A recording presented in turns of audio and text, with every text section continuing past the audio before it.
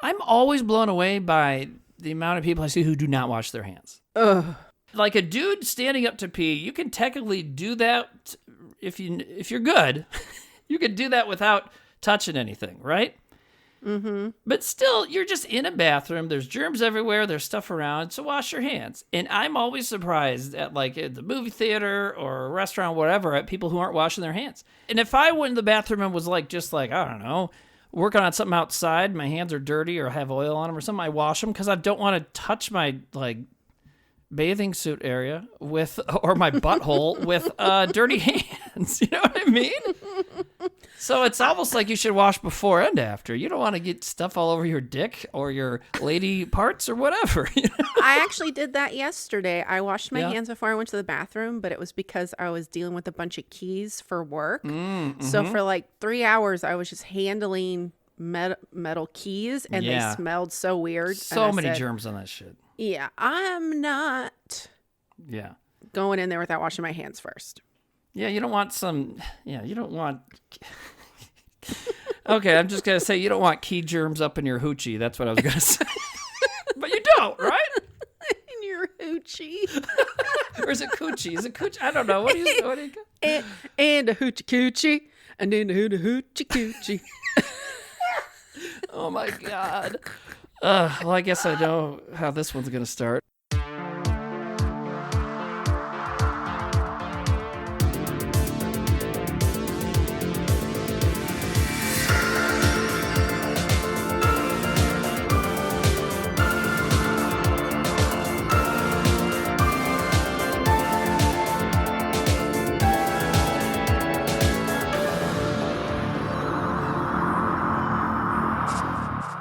Oh, God. But hoochie and coochie are both...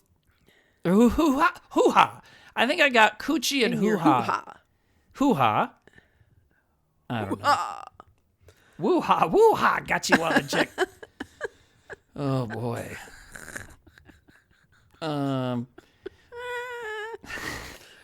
Well, welcome to Earnful of Popcorn, everybody.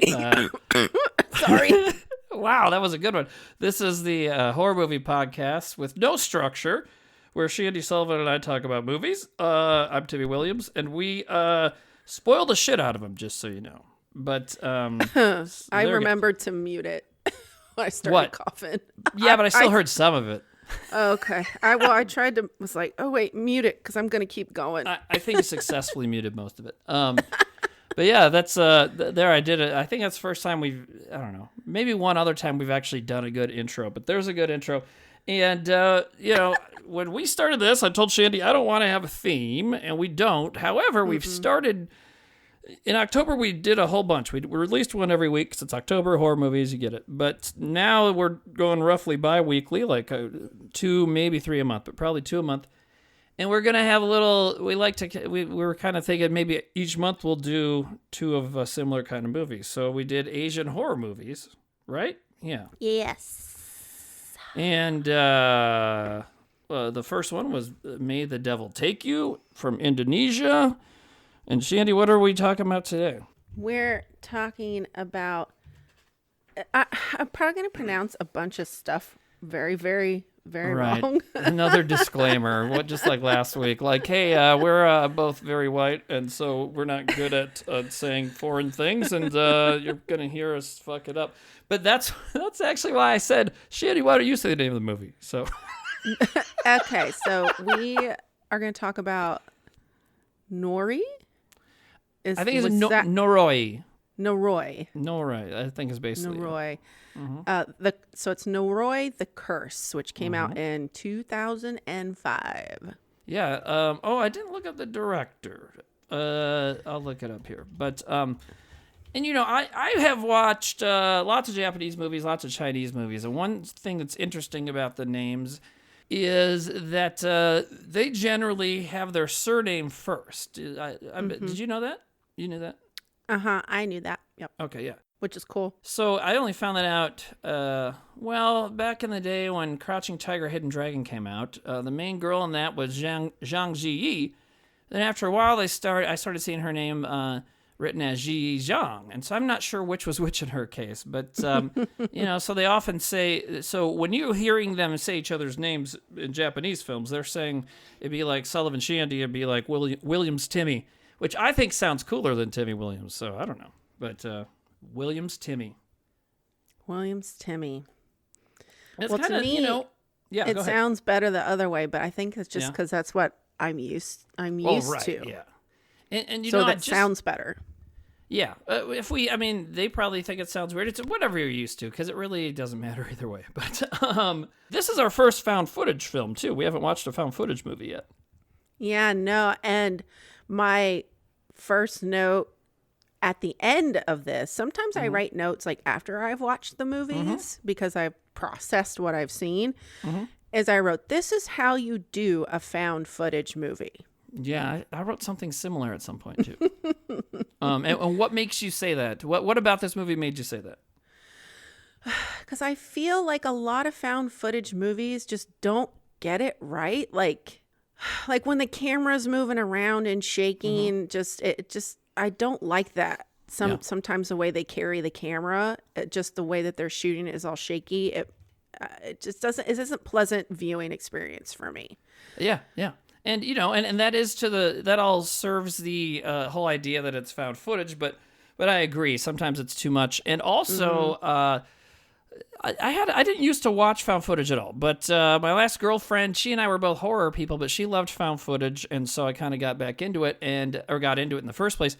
And I watched a bunch 1 month, and there's a problem that pops up in found footage movies that often they'll get to a point where in order to keep telling their story, they kind of got to break the rules of being found footage. You know what I mean? Yeah, definitely. The camera will start moving in a way that is more cinematic and outside of the world, or other things will come into it. And this one doesn't really do that. The only thing I noticed was like the score going over the whole thing didn't seem like it would be the score within the world, because what this one is it's basically a TV. It's mostly it's technically a TV special about a TV special is what this is, right? That's kind of what it's supposed to be. Yeah, I think that's what helped it too, not feel so fake.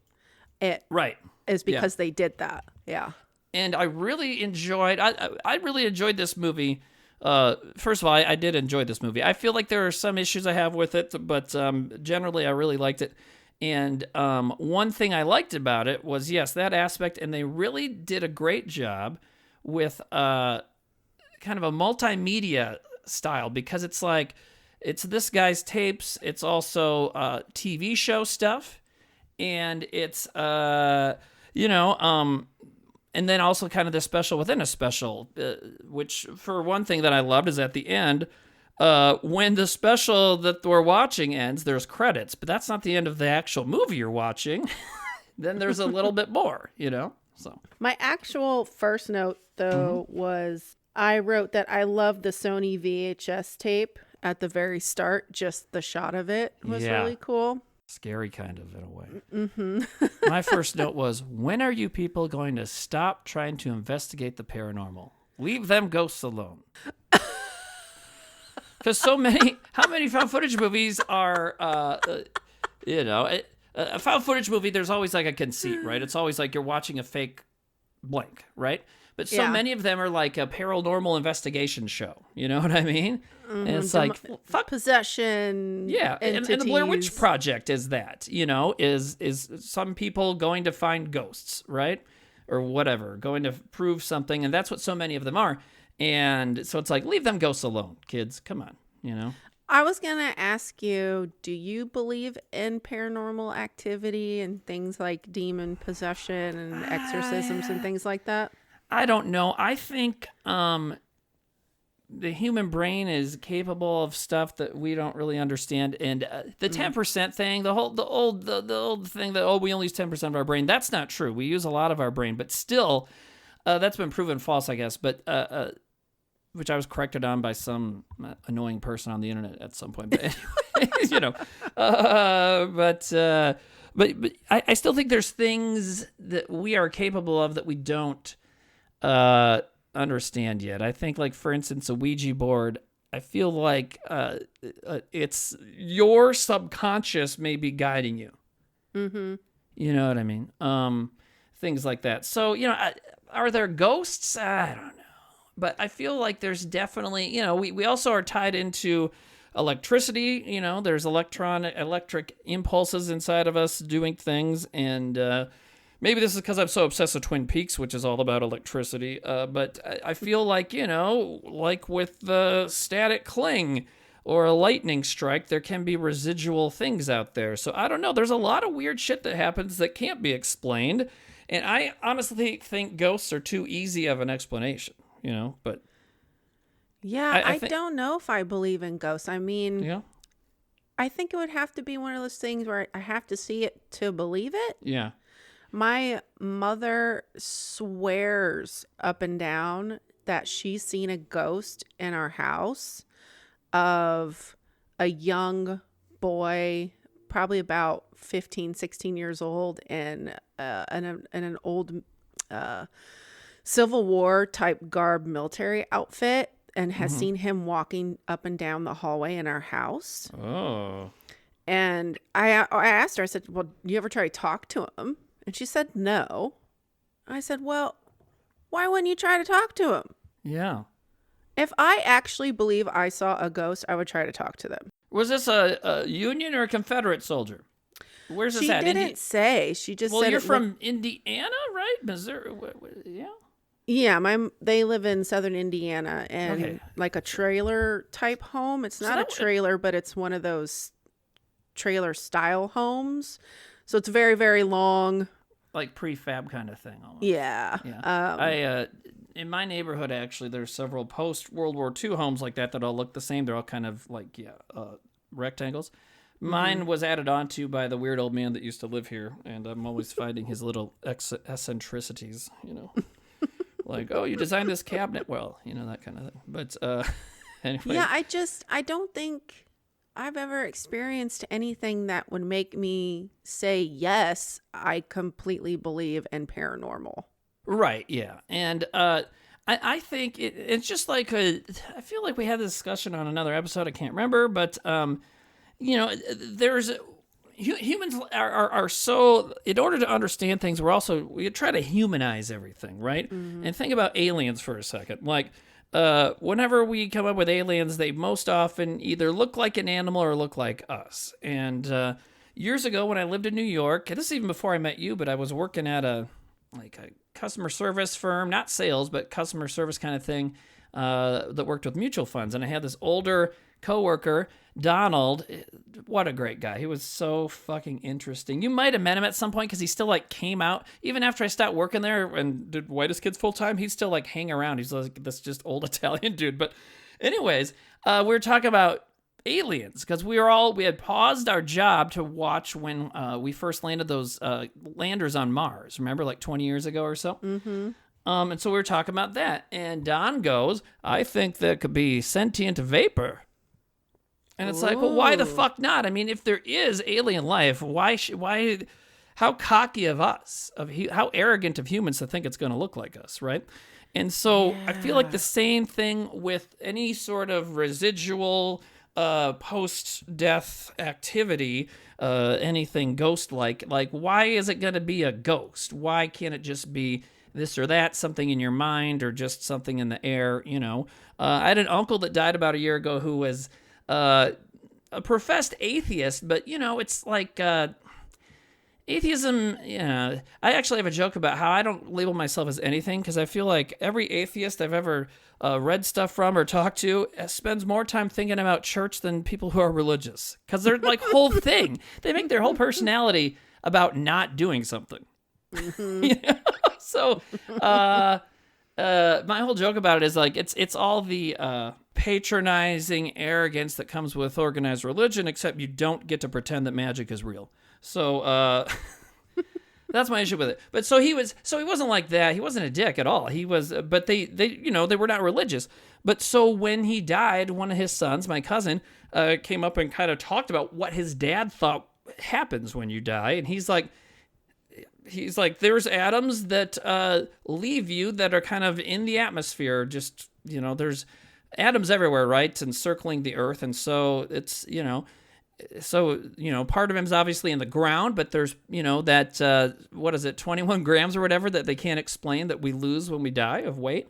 It's like that is like just different atoms from your body that are now in the atmosphere and that they're kind of just going around and that's it, So maybe that's like a ghost. I don't know. I don't know. I mean, that's kind of the last movie we watched, May the Devil Take You. Yeah. When the demon was released, the demon energy was released from the basement. They just showed that awesome shot of, I guess you would say, the vapor air going through the house. Mm-hmm. You think that would be like a vapor demon? Yeah, sure. Kind of what you're talking about. Yeah. Well, I brought up the vapor aliens just as a kind of example of how we do that to everything. But I think if there are aliens, they'll be super different than us. It might just be fucking mold. I don't know. But I mean, didn't they just find aliens in the ocean? Oh yeah, there's something about that. I've always thought that. How dumb are we to think that they're going to come from above? Why didn't we think they weren't going to come from below? I mean, do we? Well, what do we count as aliens? I mean, if they're from below, they're still from Earth. Right? Yeah, unless they came from somewhere else. And have been living below? Or they were just already here. Yeah, probably. Well, then they better not come up here because we've shown that if we move into somewhere where someone already lives, we're not very nice about it. Maybe this is their island. Sorry, I just been rewatching Lost, so oh god, I just think of, when you're like vapor. Yeah. Like vapor demon. I'm like, oh, the black smoke. Yeah, with the taxi noise. The taxi noise of the receipt machine. That's the noise in the black smoke and Lost. Is that receipt machine? It's awesome. And the that one character, is it Rose, the older black woman? I love that character on Lost. And she says early on, she's like, for some reason I just thought about New York or something like that. Somebody says that something about the black smoke happens and they're like, and somebody remarks like something about New York. And it's like, yeah, it's because that's a fucking taxi receipt. I've never understood why though. See, that show for so long I thought was going to be science fiction explanations for things. So then I was like, okay, well, it's a machine of some kind. And so it makes a machine noise. But then it didn't end up being that. So it's like, okay, what?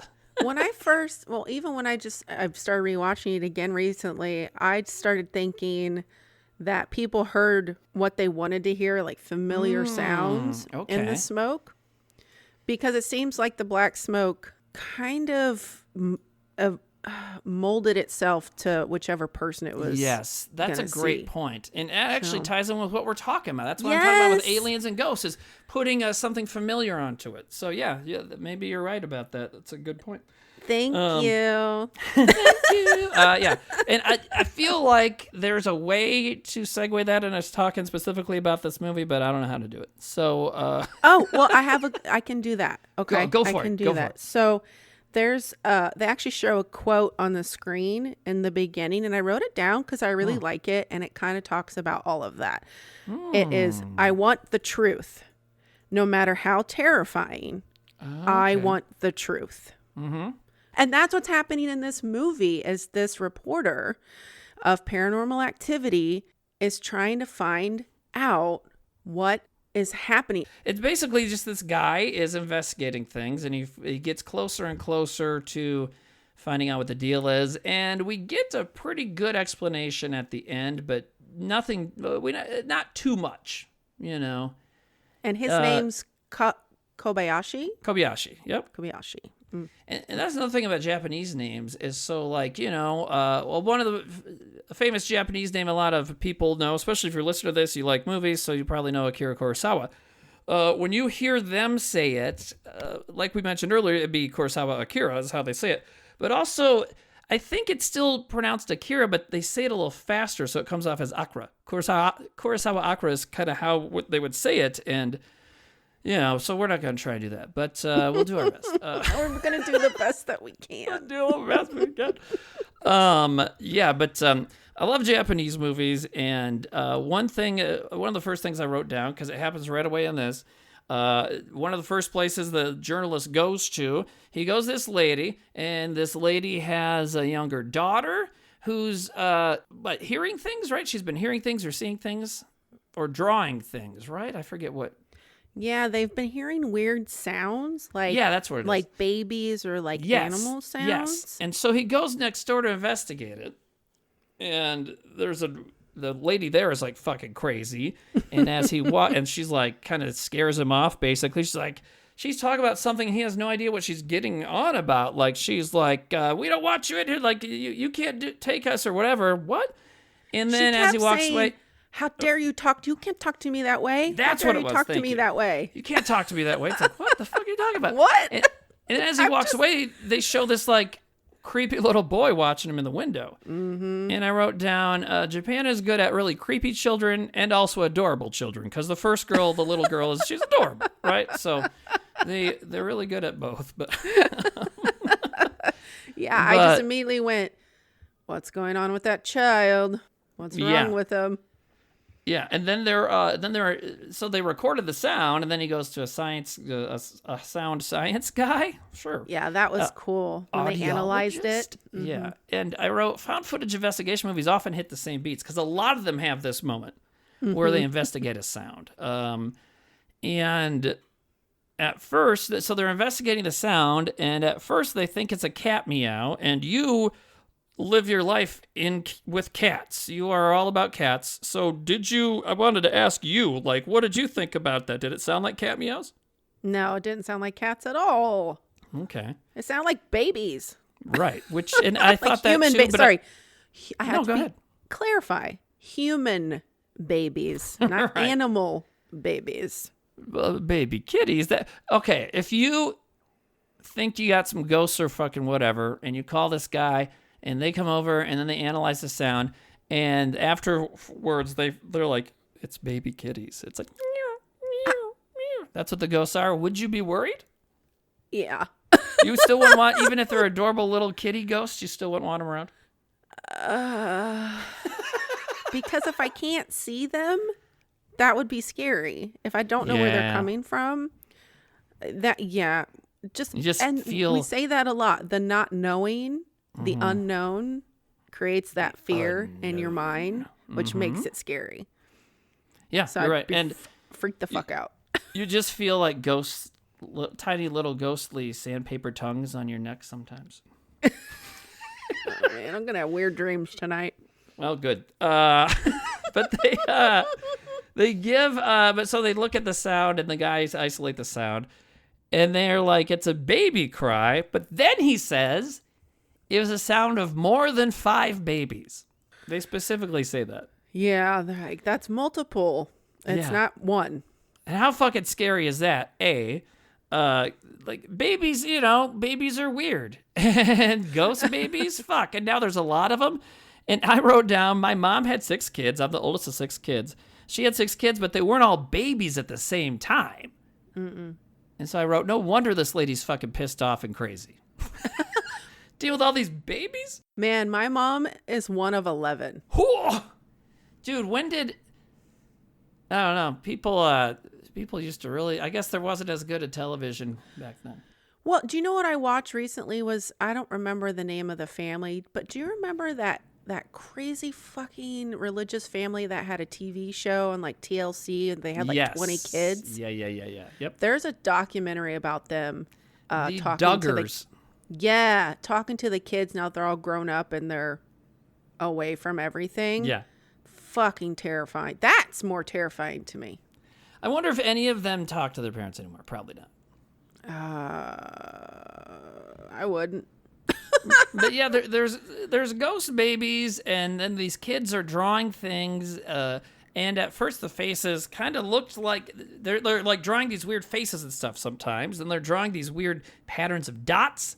And then what's the other thing they're drawing? There's something else. There's the dots, and then there's the that weird little symbol where it was just like a bunch of like circles and lines. Yeah, that's things. what I'm talking about. The dots. Yeah, okay. Yeah. So that I was like, well, maybe it's a star map, and then maybe these drawings of faces are aliens. So for most of the movie, I was fucking convinced. Okay, so let's talk about this. So for a while, for many episodes, you often have a theory that you're like, I think it's this, and then you're like, oh, maybe it wasn't that. I don't really do that often, but I just kind of watch it, and I don't really, I'm stupid. I don't really think about what's going on until afterwards. But for this, the whole time, I'm like, it's got to be aliens. I don't know. I just thought it was aliens. Oh, and they keep talking about ectoplasmic worms. Yeah, the ectoplasmic worms. The super psychic was one of my favorite characters. The guy in the tinfoil? Corey? Yeah. Yeah, he had the tinfoil hat, the jacket. Bastard. His whole house was covered in tinfoil. So cool. Pee Wee Herman would have loved this guy. Well, it made me just think of all the people that freak out about having like the cell phone towers near their homes and the microwave waves and all of that shit. Mm-hmm. So, when you were talking about atoms and electricity, when I saw this guy, and then he started talking about ectoplasmic worms, I went, okay, babies, worms, sperm. I went, Berm? Is what everyone is drawing is sperm? Because the head is bigger at the top, and then it goes into the little squiggly tail thing. Okay. Then you have the thing with the birds. Yeah, with the pigeons. And I have some thoughts about that in a weird story, but I want to back up for a second because for some reason it cut off just a second. So when you said sperm, I heard berm, and so I thought you were combining the words baby and worm, right? To berm. Now, here's what's fucking weird about it, though. What is a berm? Do you know? A berm? Yeah. No. What's a berm? I looked up the exact definition for you, but we've had to build them here in Watertown, South Dakota a few times. A flat strip of land, raised bank, or terrace bordering a river or canal. So what? That's kind of a type of dam. What? This movie ends up involving a dam. So I was like, holy shit, Shandi, how'd you figure that out? But then you said sperm and not berm. So I was like, okay, but sperm obviously, because the embryos end up being involved too. So yeah, you're still on the right track. But for a second, I'm like, how the fuck did you get to berm? Everything's weird. Man, it's weird. I'm telling you, it's atoms and electricity as you connect. I'm freaking out. But so birds, and so yeah, he so he's investigating this thing, and the lady's mean and weird. He leaves, and he sees a creepy boy, and then it shows like the mom and the daughter again, and just says. It freezes there like they died 5 months later. It's like, holy shit. Or 5 days later, right? Something like that. Well, in the beginning, you find out that this reporter, his house burned down with his wife inside, and he's missing. Yeah. So we already have that in our mind. You know where it's headed, but like you have no But not really. Idea. Yeah, but you don't know how it's going to get there. But you know that at some point, this guy is going to disappear, and his house will burn down, his wife's going to die. But so, yeah, then they show him, they establish that, and then they go into all this showing his investigation, basically showing you the special he was making, the documentary he was making when he disappeared. Or he had just finished it, then he disappeared. Anyway, so, yeah, so this first mom and little girl he meets, and they're like, yeah, there's weird stuff next door. He goes next door, the lady's mean. And then, like, he talks to the mom and lady again, and then as he walks away, it freezes and goes, they died 5 days later, or something like that. Yeah, and a freak car accident. Yeah. And I was just like, damn, that cute little girl died. I went, oh shit, what's this? A bunch of events that are going to happen where everyone he talks to ends up perishing in some freak accident. Right. Well, and it's right there in the titles of the curse, and that definitely is a curse kind of thing, And I thought, is the reporter cursed, or is the lady next door cursed? Or is just everyone in this movie involved in this curse? He so at some point he goes back to where the mean lady was, and she's gone now, and he finds fucking dead pigeons and pigeon wings everywhere. I think at first it's just pigeon wings he sees at the first place, right? Mm-hmm. Okay, so I've been in this house for a little over 2 years, and I moved only 2 doors down from the. I used to live in a duplex, right? And the duplex, I had an attached garage, 2 bedrooms, central air, and a porch, and it's on city-owned land behind us, so I didn't even have houses behind me. I had like a creek behind me. Beautiful. And if I told you how much it cost me, you would probably stop talking to me because it would make any New Yorker shit their pants. But it was a crazy cheap. Anyway, so, but I was in South Dakota. That's the trade-off, but not New York City. Can't get shawarma. But anyways, so there's an attached garage, and there was an attic above the attached garage, and I put stuff up there, of course. But when I first got up there was a severed bird wing just sitting on one of the shelves in the attic. Whoa. Yeah, and it was bigger than a pigeon. I thought maybe it was, I don't know, a hawk or a falcon or something. We do get those. Also, there's eagles around, but if it's an eagle wing, well, that's illegal to have that stuff. If you shoot an eagle by accident when you're hunting or something, that's a huge fine. And actually around here, what they do is then they give that, I believe, to like natives, representatives of the tribe, whatever's nearby, and they will like do a ceremony to put the that's eagle cool at to rest. least. Yeah, no, definitely. But so this wing is sitting up there. I'm like, well, maybe it is from an eagle. That's why it's hidden up here. You know what I mean? But it was so weird because I was like, I just saw that and these severed bird wings scare this guy so much. So like, what the fuck is this? And I'm like, oh my God, maybe I should have been worried about that more when I found it. Are you cursed now? I don't know. As far as I know, I'm not covered in the ghosts of embryos, but I'm not sure I'm not. How do you know? The ghost of embryo. Well, that happens. That's what we find out. Is the reason there's babies crying. Oh my God, the whole explanation is fucking insane. But it is chef's kiss. Yeah, I was so happy. And, obviously, like I said, we spoiled movies, but spoilers on the spoiler, it's not aliens. I kept writing down, it's aliens. It's not aliens. Because the tinfoil thing is very like, aliens are talking to me, Well, when we get to when they start talking about demons, that's when I said, like, somebody got possessed or they let something out. Yeah. And then we find out about the demonic ritual thing. But do you want to go back to the ESP Kids thing? Yeah, the TV show part. That was awesome. I loved Which was that. So cool. And I loved that it seemed very authentic, like an authentic Japanese show. And they had like these dramatic noises in between. And, like, it's these little kids, they're trying to test all these kids' psychic abilities. And so they have a drawing written on a scroll that's in this tiny little metal thing. And so they set the metal thing in front of the kids, and the kids have to draw what's in it. And so it's like all these cute little kids drawing, but then they have these really dramatic sounds like results. And then they go over the results of what happened. Or like clairvoyance. And, like, that's the part where they test the kids' clairvoyance. It reminded me of those crazy Japanese game shows. Absolutely. And then they had like a panel. They kept cutting to these other random people because you got the psychic and this other lady with the psychic, an adult psychic, and this other lady with him or a doctor or somebody. 2 people who were there conducting the test. But then they keep cutting to these other people, and it was like, is this a panel of celebrity judges? Japanese shows do that a lot, actually. And I'm watching one right now called Love Village,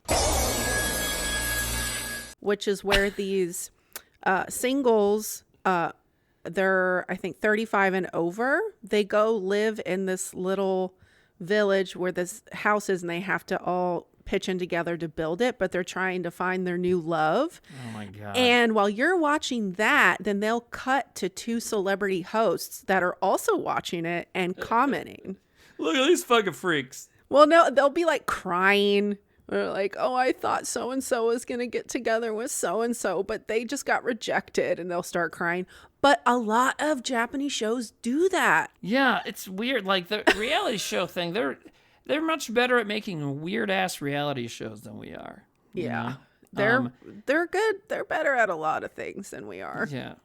And one particular girl in the class or in the room in this TV show, she's nailing it every time. Yeah, that's Kana. Kana, right. So she kind of becomes sort of one of the main characters. So she is, every time she ends up having drawn exactly what was on the little scroll inside. But then eventually the fifth time she doesn't. She draws like a scary face. Right? I sent you my drawing of the scary face. I just via saw text. that. I just saw that. So I was going to say, Shandi just texted me a picture of the scary face that she drew. Yeah. So it was supposed to be some numbers and letters. Even though she didn't write the Russian, she wrote down some weird shit, and that meant she had powers. Well, because then she conjures water with God. animal hair in it. Yeah. But they don't say animal hair at first. They're like, No. oh, it's a piece of hair. And then they go, oh, it's animal hair. Well, How in the hell? So they have they give them these empty bottles, and they're like, kids with paranormal powers should be able to summon to create water. Mm-hmm. And none of them do except she does. And then yes, there's also so it's a sealed container, and then she makes water appear in it, and there's a hair in it. And I don't know what you did, but I right away was like, oh fuck, more hair. Why are Asian horror movies? Why do they fucking love hair? I thought maybe someone's gonna eat it again. Oh god. I thought of you too when I saw it. I went, oh, here we go with the hair. Jesus fucking Christ with the hair. But you know what I just realized too is I meant to say this when we were talking about the audio recording of the baby sounds. When I was watching this, I didn't have it on super loud on the volume. Mm-hmm. But whenever that sound would come on the TV of the babies and the animal sounds, my cats freaked the fuck out. Whoa. Like they stood up and looked around and they only usually do that if they hear a dog or they hear another cat because they think they're in here. And they kept doing it and I went, so what the fuck? So is it a cat? It's a dog? But that won't make sense later on. Yeah, it probably is dog hair because we find out they're killing dogs. Yeah, but I was wondering if they had like some underlying, like if it was cats and dogs. Yeah, it could have been baby cats and dogs. Well, yeah, it could have been. I mean, you find out towards the end of the movie that yes, the ritual they used to summon this demon, they used to do it with dogs and baby monkeys, and this mean lady was doing it with aborted fetuses she stole from the hospital she worked at. And then, yes, dogs, too. So, totally makes sense. There could be cats involved. And, like, I thought the baby sounds were cats a little bit earlier, so it makes sense. And but I was just like, fucking hair. Well, I ended up writing it down later because it happened the first time the audio came on. Mm-hmm. And then every time it came on, they freaked out. So I wrote it down because I went, what the fuck? They're freaking out. I had to turn down the volume. That's crazy. Yeah. But Cats also are so fucking weird. You want to talk about something that might see people that are in touch with the other side or paranormal entities or whatever. I've always thought cats can see shit. Well, normally, and especially in a lot of horror films, usually the animals are the ones to warn you first, right? Yeah, for sure. And even in real life, though, like you'll have a cat just fucking staring at a wall. A blank wall for like 15 minutes. It's like, well, what the hell are they seeing? Well, I like those cats that you see in videos of them at the hospital and they go lay with the person that's about to die. Yeah, dogs can do that too, I think, right? Yeah. Like they'll go and then they know which grave is their owner's grave. Yeah, they can so smell fucking something. Creepy. Yeah, they can smell the sick or whatever, Yeah. And I just saw some video on Reddit yesterday where this ambulance was taking somebody to the hospital and a dog's chasing them, and then they realize, it's the owner's dog. So they stop the ambulance and let the dog into the back. Oh, we're too so good for sweet? them. I know. They're too good for us. We're not too good for them. Oh, yeah, We sorry. fucking suck. My I was going to say, stupid no, we're brain. not. We don't deserve dogs. We do not deserve dogs. Well, we don't deserve animals. Yeah, and you know what, though? There's some animals that we are better than. One of those, in my opinion, is pigeons. And so the other thing I wrote multiple times in this movie is I fucking hate pigeons. I hate pigeons. There are some really pretty ones, though. In the movie?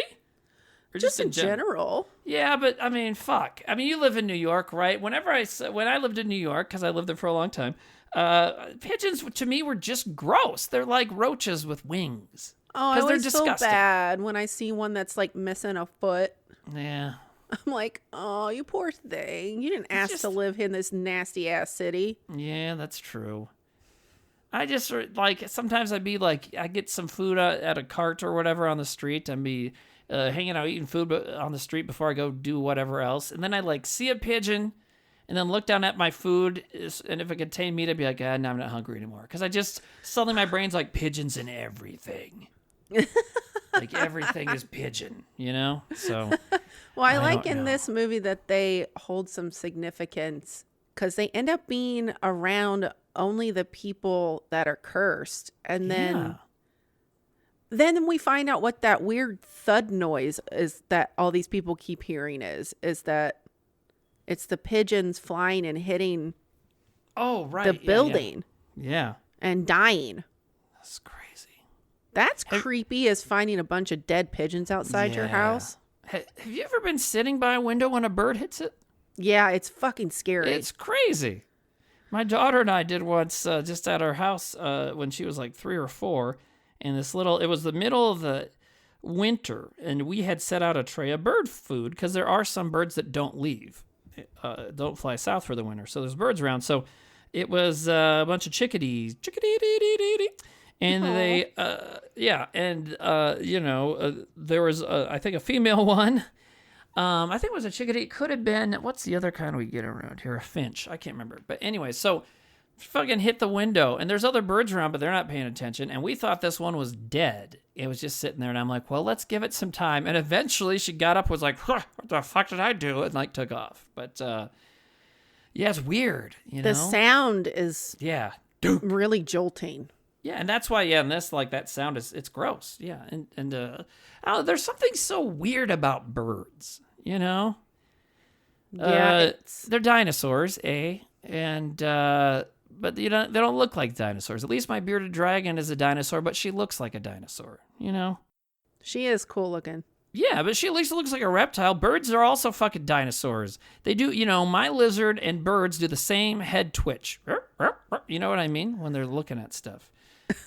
Anyways, birds are fucking weird. Chickens are fucking Aren't weird. they I kept robots chickens. supposedly, or like little radios? Who says that? According to the weird MAGA people. Oh, who cares? They're wrong about everything. There's just enough of them to force their fucking garbage world upon us. But anyways, but I don't know. Maybe that could be it too. But I don't like them. Stay the hell away from me, especially pigeons. I don't know.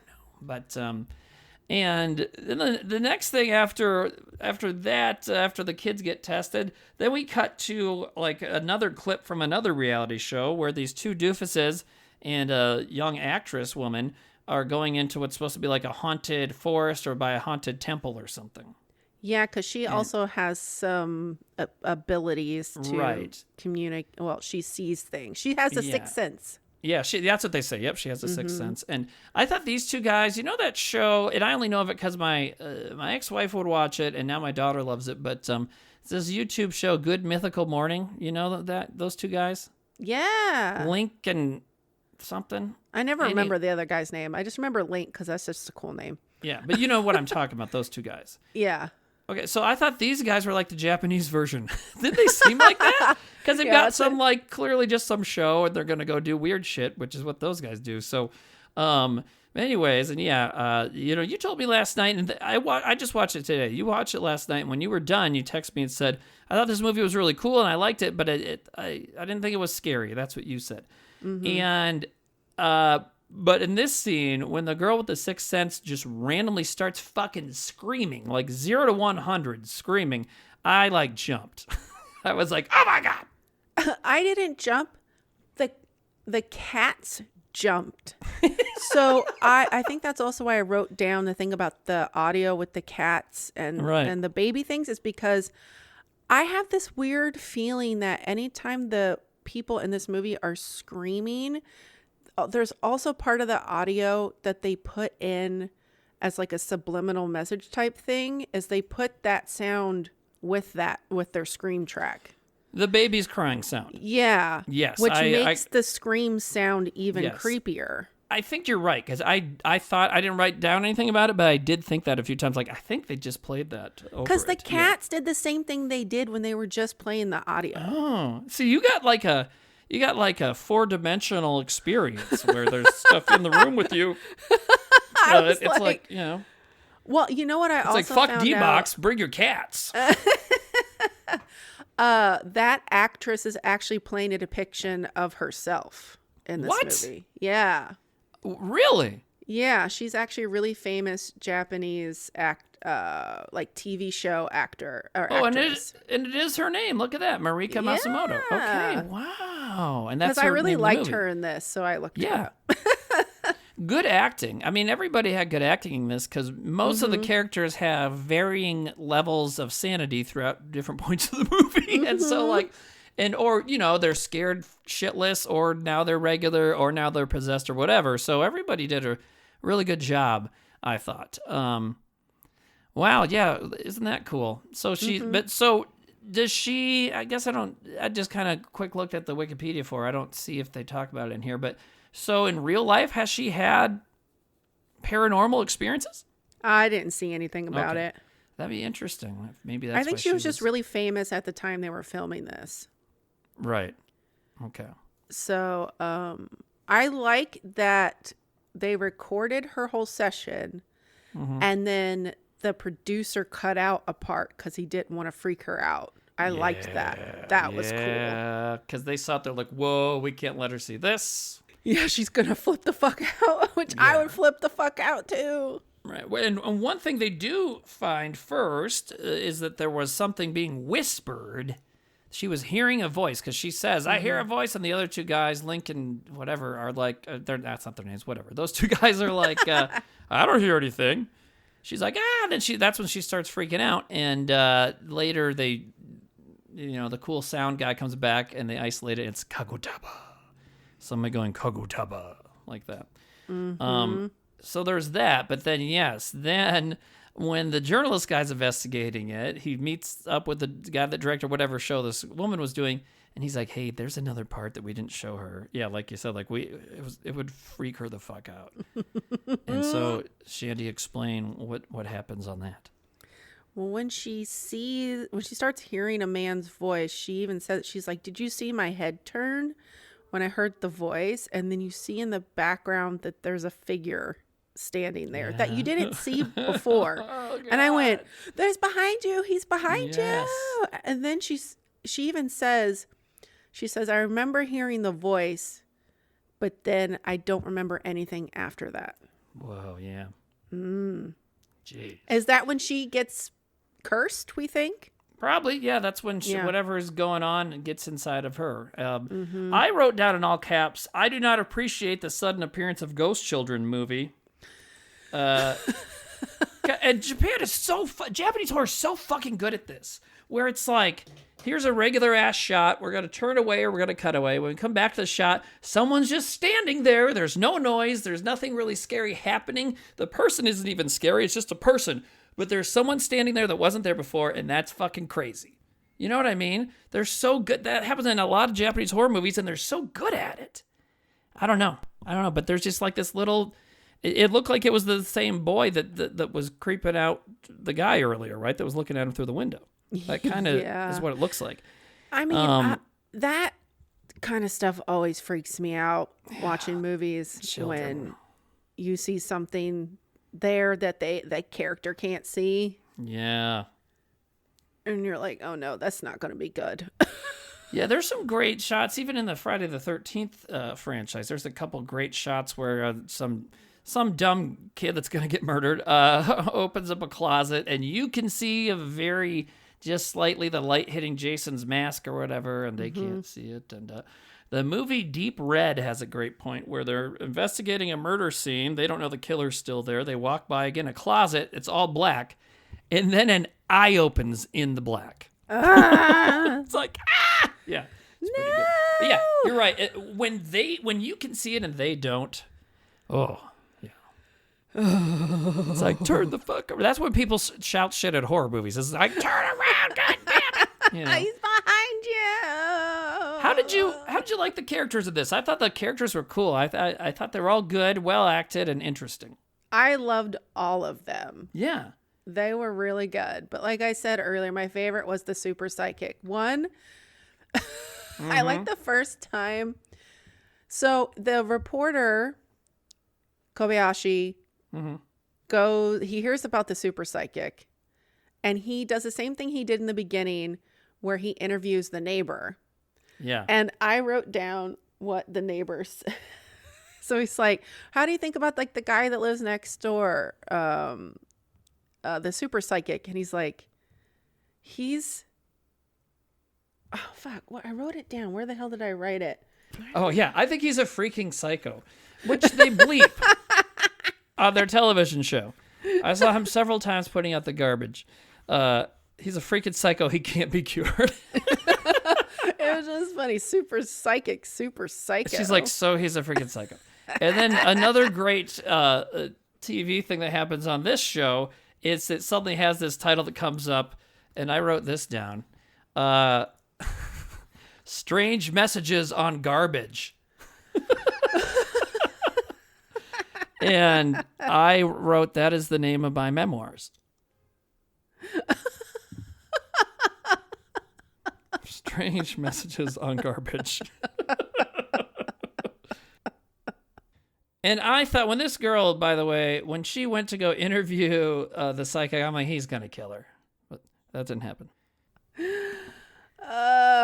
But then this is also when we find out that the super psychic psycho man has run onto, there's another shot of the girl who has the sixth sense. Yeah, she's doing an interview on stage, and he runs up screaming about the pigeons and grabs her. Yeah, he was going to be a guest too, and they were going to have him do a reading on her, but he just runs up screaming at you, like I said, screaming about the pigeons and like attacks her, then that ends the show. Yeah. They're like, oh God. So what about these damn pigeons? What the fuck is going on? And it's interesting. There's garbage, there's pigeons, and I was like, is there like a homeless guy angle to this? Maybe, but that didn't really come up. But I recently watched another fake documentary from Asia, but it was Chinese, and it was about aliens, and that also involved pigeons. So maybe that's why I kept thinking there was aliens in this. But anyways, Well, I thought that would be a cool haunted house room. It's just it full of tin foil. That's a good idea. I'll pass it along to the haunted mall guys. But well, you know who hates tin foil is cats. Holy shit! What is with the cats? Yes, you're right. There's a whole thing of if that you put tape they put the tin foil around the middle of the cat, and they like can't fucking deal with it. Yeah, or I actually go visit when I visit cats. People will put it in front of like their TV, so the cats don't go and try to knock the TV over. Because if a cat like jumps on the foil, they jump really far back off of it. Oh, so like you just set it out in front of whatever. If they step on it, they're gonna be like, "Fuck this." They don't like the feel of it. It freaks them out. That is so funny. Cats are so fucking weird. I know. Anyways, I love them. I know. I love it too. But what the hell? They're a little weird. They're little psychos. They are. I had a lady, the mom of a friend of mine years ago told me, we were talking about cats, and she loved cats too. And she said, she's like, I think cats can understand us just as well as dogs. They just don't give a shit. And I believe that, right? I mean, you are with cats all the time. What do you think about that? I think they know what they want when they want it, and they let you know. And if they don't want it, they let you know. But if you say like, hey cat, get down from there, do you think they can understand you and they're just like not listening? I know cats totally understand humans. Okay. I know they do. Well, I believe you because you have cats and you work with cats. So I mean, the cat that I rescued 4 months ago, she knows when I call her. When I go to bed, I go, hey, it's time for bed. And I say her name. She comes and gets up on the bed. She can do whatever she wants. There's nothing keeping her from not going on the bed. Right. She can go sleep wherever she wants. But it's like, come on, let's go to bed. Here she comes. And she does it every night. Yeah, they're smarter than we think, and so they're, maybe if the heroes of this movie, if the main characters, whatever protagonists had cats around, maybe things would have turned out better. Maybe the cats could be like, "What the fuck is the bet? Like, let's get the hell out of here," But so right around then, there's also a scene where the reporter guy goes to the. So just so people don't get too confused, right now the characters we have: the reporter guy, the journalist guy. I did write down all their names too. His name is Kobayashi. Then you have the older. There's two young women. The older one of them is a psychic actress named Marika. Who's the one we were just talking about. But then the first one he meets, the girl who made the water with the hair in it out of nothing, is Kana. And so then there's a scene right around this time when he goes to Kana's house and has dinner with her and her parents. And then their dishes start moving. Yeah, the dishes start like moving off the table, and they're like, they grab her and pull her into the back room, and they're like, stay out of here. We need a minute. Yeah. Oh, when he turns around and the spoon is broken. Uh-huh. And it's still spinning. Yeah. Do you know what that reminded me of? Is one of the drawings that she drew. Oh, really? So, because remember she drew the circles? And but the circles were broken. They weren't like full circles. So it was like a circle with an open space. So that kind of reminded me of that. Because like, why is the spoon broken now? Whoa. Well, I wrote, when the spoon started spinning, I got worried that those kids from the Matrix were going to show up. Oh, no. There is no spoon. Shut the fuck up. You're scary.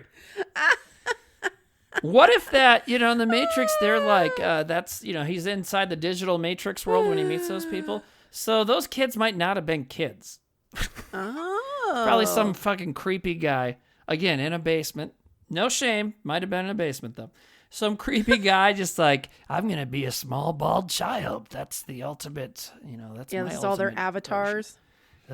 Anyways. Another weird tangent. But yeah. The spinning spoon was scary. And I also wrote, so, the tinfoil guy that they're talking to, she goes into his house, like Shandi said, everything's covered in tinfoil. And he's saying it's to keep out the ectoplasmic worms. And I wrote down, first of all, the guy looked like a rejected Wu-Tang Clan member because he kind of has like a hip-hop fashion. He has like one of those bucket hats that was big with hip-hop fashion in the 90s-ish and like a vest and stuff. And I was like, maybe he's like a rejected Wu-Tang Clan member, like old foily bastard, But that was a great joke. But that was and then this really cute good. Thank you. This cute little TV hostess lady goes in to interview him, and I'm like, she's getting fucking murdered. But she didn't. No. And he does kind of end up being, like, he's like, you feel really, bad things happen to several people in this movie. I felt the worst for the foil guy, for Hori.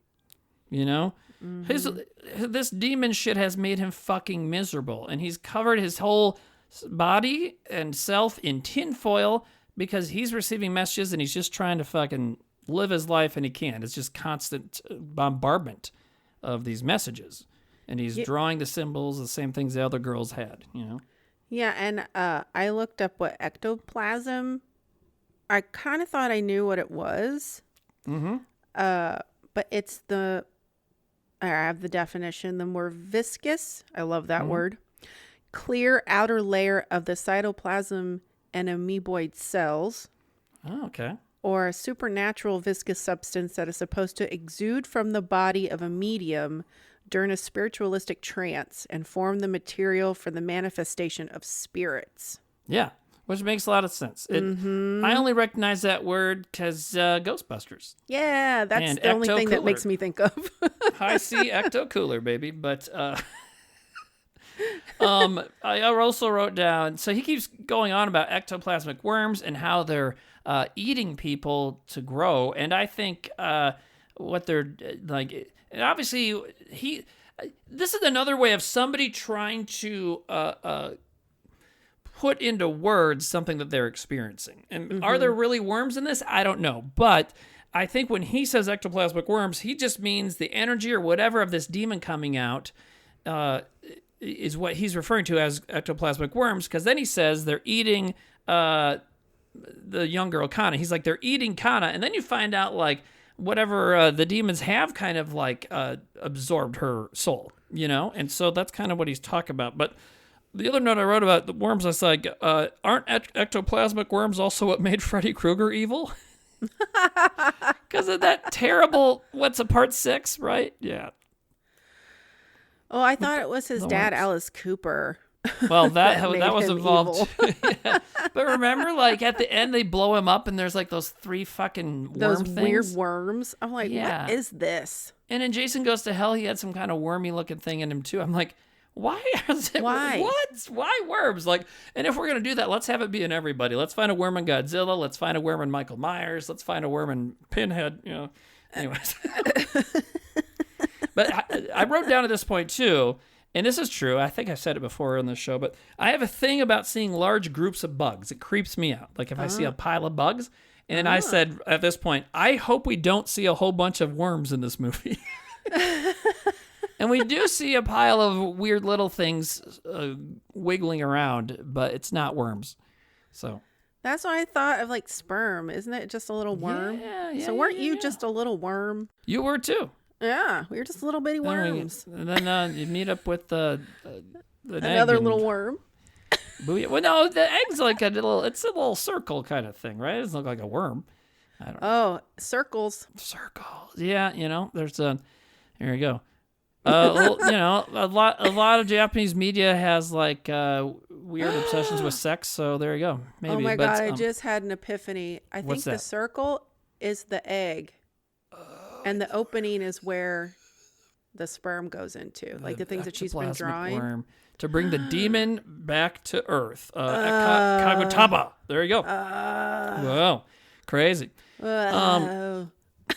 And speaking of figuring things out, I felt this movie, I thought the movie spent a little too much time pausing on things or slowing things down so that we can see something we already saw. And there's a scene when the journalist guy, the main character, goes to talk to Hori, the foil dude.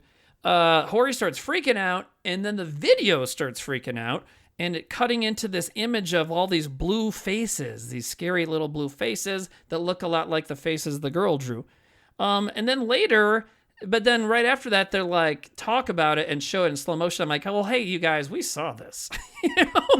And they did the same thing when they show the ghost boy in the forest, when the Sixth Sense lady is having problems. Like, then they go back in slow-mo and show it's like, yeah, we see it, But Yeah, it also, I forgot that I wrote down that the image in the background behind that lady and those 2 guys, it looks like the drawing that the girl drew. yeah. I drew the face again. I thought the face looked cool. That's funny. And another thing, this is something I don't think I've seen before, is scary knitting. Like they start finding these. Everyone who's been affected by this demon presence has been knitting these like chains, like knitted chains of little circles and symbols out of yarn. Oh yeah, she was like sleepwalking.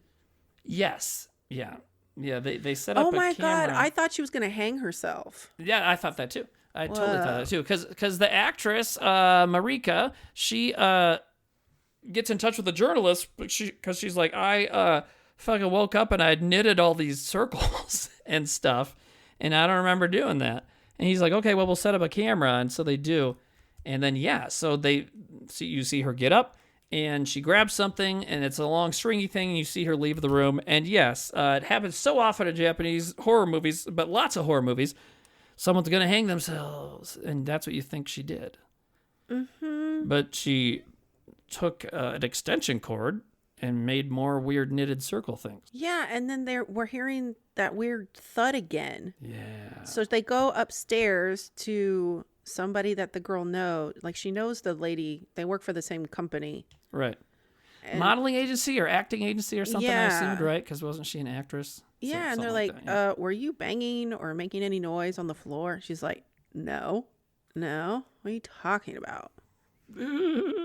But then what happens? Everyone that this reporter ends up kind of hanging out with dies. Mm-hmm.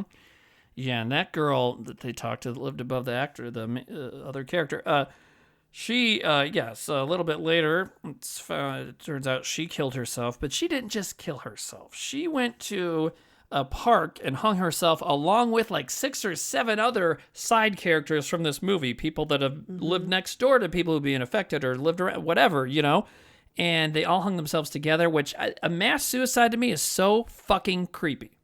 That's insanely creepy. Just so weird. And that's another reason why I thought it was about aliens, is because I thought about the Heaven's Gate cult in the 90s that killed themselves. I was just going to say that. There the you go. Heaven's Gate, the aliens. Yeah. Do you think they're on a comet? I doubt it. Herf Applewhite. Herf Doe Applewhite. Wasn't that the name of the cult leader? I think so. My brother had a T-shirt with Herf Applewhite's face on it, and it was green. It said, "Follow me." I just always remember that t-shirt. They all wore those particular sneakers, and then those sneakers got really popular. Yeah, Nikes. Yeah, they're like black and white Nikes or something. Yeah, crazy. Because all these people fucking killed themselves. Jesus. God, so weird. I wrote down another note here because, we've already established there's some sort of cat sounds sometimes in this movie. And then there's yarn, okay? And then we got night vision cameras. That's what he uses to watch this lady sleepwalk. So I said they could have called this movie Paranormal Activity. Normal from Garfield, right? Yes. Oh, my God. Oh, God, I should have my microphone taken away. Did you ever sleepwalk? I actually did when I was little. Okay.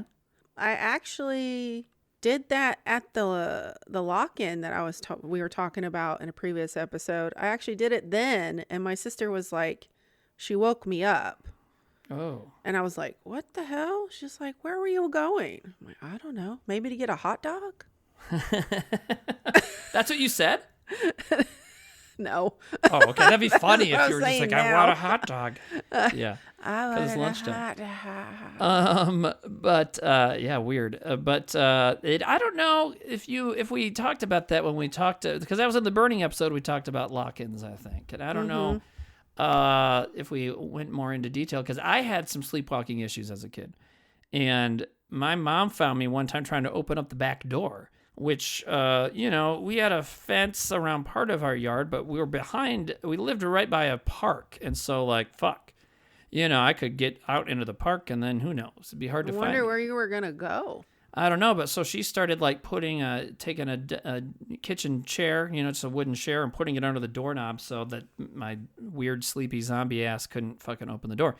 And one time she found me sleeping curled around the toilet. Not puking or anything. And this was way before I ever drank or anything. I was still a kid. But almost like I was the big spoon and the toilet was the little spoon. So things like that.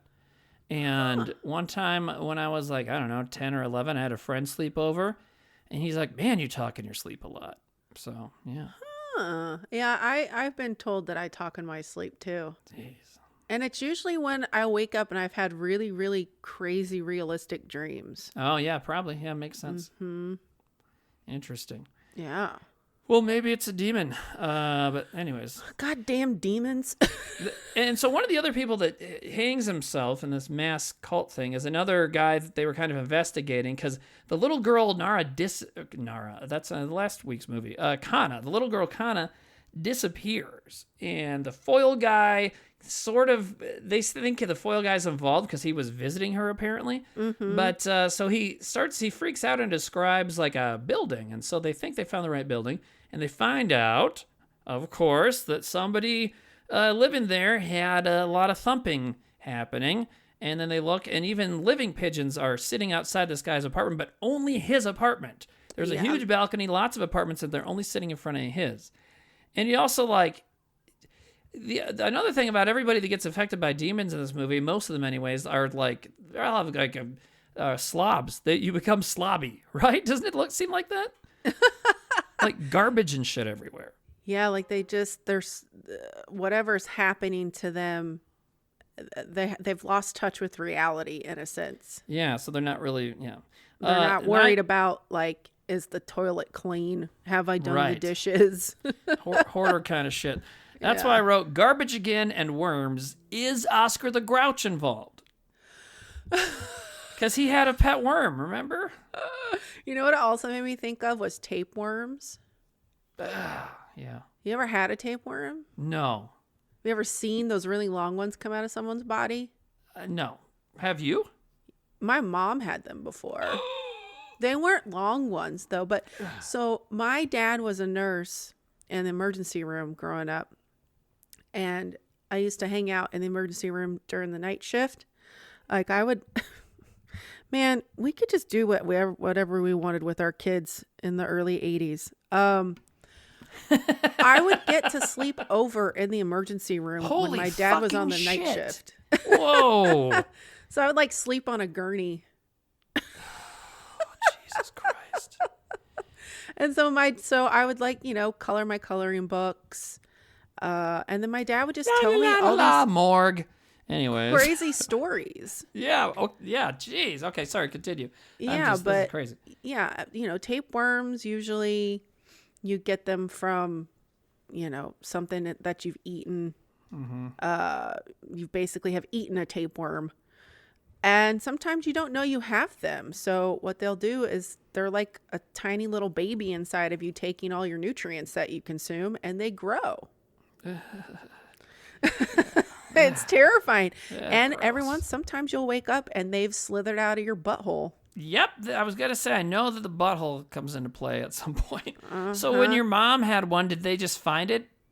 Yeah, I think she just found them in her underwear or something. Oh, my God. But then that's how she found out she had them, and so she was able to get proper care. Because sometimes you don't know that you have them. Yeah.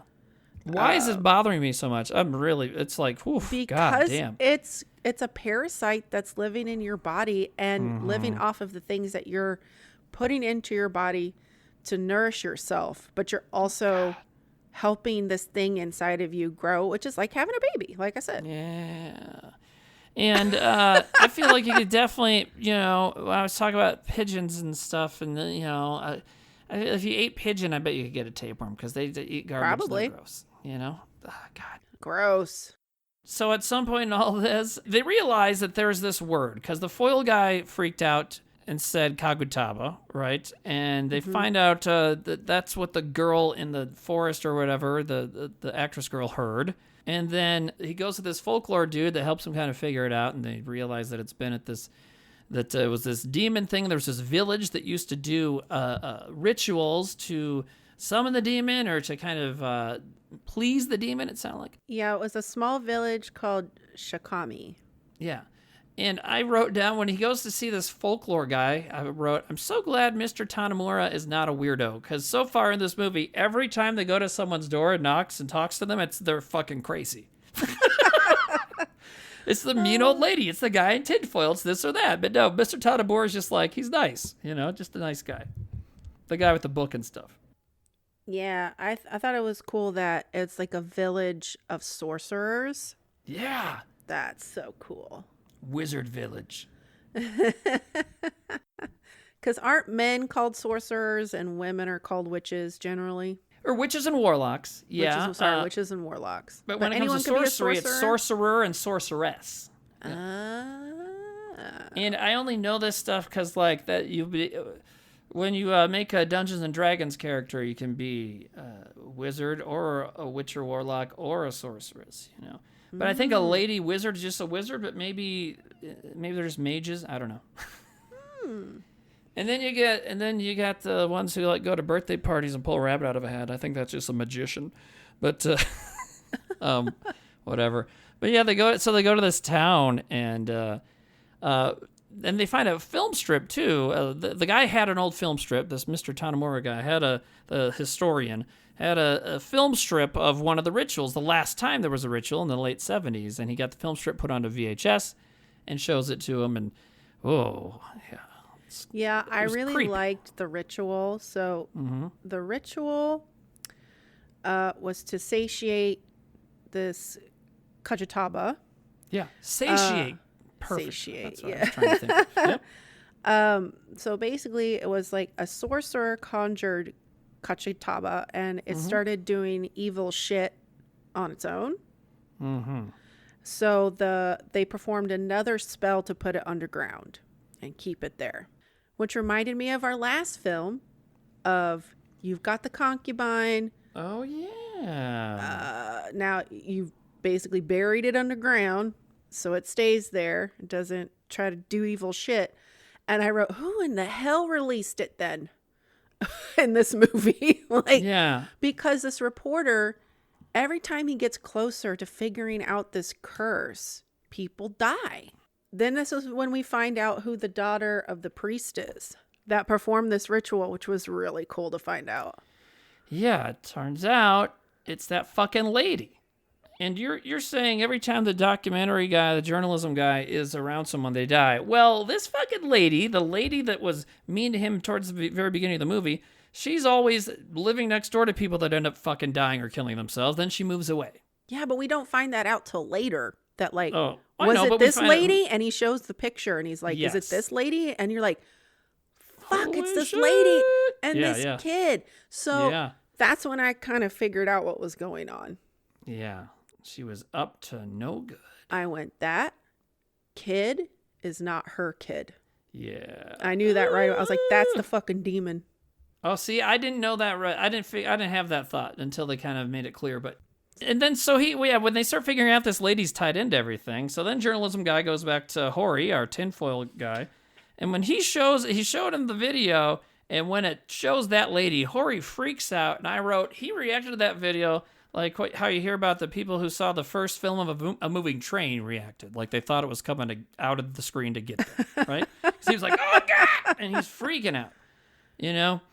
And at this point, I wrote down, okay, maybe it isn't aliens, it's ghosts of aliens. Well, Which maybe is we not should right. also mention that. So this last ritual that was filmed is to, like I said, satiate this demon so that he leaves everybody alone and everybody's protected. Well, they're doing the ritual, which I thought was really fucking cool. And I love that everybody had sickles on their houses Yeah. to ward off the demons. I thought that was a really cool idea.